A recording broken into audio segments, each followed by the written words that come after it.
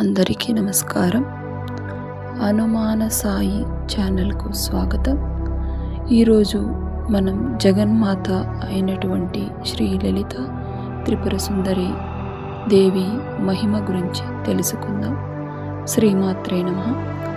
లలిత త్రిపుర సుందరి అమ్మవారు శాక్త సంప్రదాయంలో పరబ్రహ్మస్వరూపిణిగా ఆరాధించబడతారు. ఆమెను శ్రీమాత, రాజరాజేశ్వరి, షోడశి అనే నామాలతో కూడా పిలుస్తారు. లలిత అంటే లీలామయి, కరుణామయి, త్రిపుర అంటే 3 లోకాలు, 3 అవస్థలు లేదా సమస్త సృష్టి, సుందరి అంటే అనంత సౌందర్యం కలిగిన తల్లి. బ్రహ్మాండ పురాణంలోని లలితో వాఖ్యానం ప్రకారం బండాసురుడు అనే రాక్షసుడు దేవతలను బాధించాడు. అప్పుడు దేవతల ప్రార్థనతో చిదగ్నికుండం నుండి శ్రీ లలిత త్రిపుర సుందరి అవతరించింది. ఆమె శ్రీచక్ర రథంపై ఆసీనురాలై అనేక దివ్య శక్తులతో కలిసి బండాసురునిపై యుద్ధం చేసి అతన్ని సంహరించింది. దీంతో లోకాల్లో మళ్ళీ ధర్మం స్థాపించబడింది.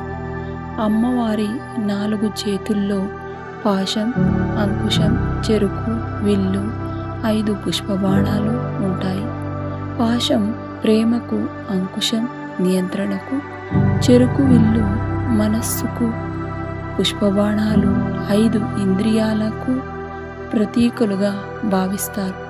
లలితాదేవి ఆరాధనలో శ్రీచక్రానికి అత్యంత ప్రాధాన్యం ఉంది. శ్రీచక్రం విశ్వ సృష్టికి ప్రతీకం భావించబడుతుంది. అలాగే లలిత సహస్రనామం పారాయణం భక్తులకు శాంతి, ఐశ్వర్యం, జ్ఞానం, ఆధ్యాత్మిక పురోగతిని ప్రసాదిస్తుందని సంప్రదాయ విశ్వాసం. చివరిగా లలిత త్రిపుర సుందరి అమ్మవారు మనకు ప్రేమ, కరుణ, జ్ఞానం మరియు ధర్మ మార్గాన్ని బోధించే జగన్మాత. ఆమె అనుగ్రహం అందరిపై ఉండాలని మనసారా ప్రార్థిద్దాం. ఈ వీడియో మీకు నచ్చితే లైక్ చేయండి, షేర్ చేయండి. మా ఛానల్ను సబ్స్క్రైబ్ చేసి బెల్ ఐకాన్ను నొక్కండి.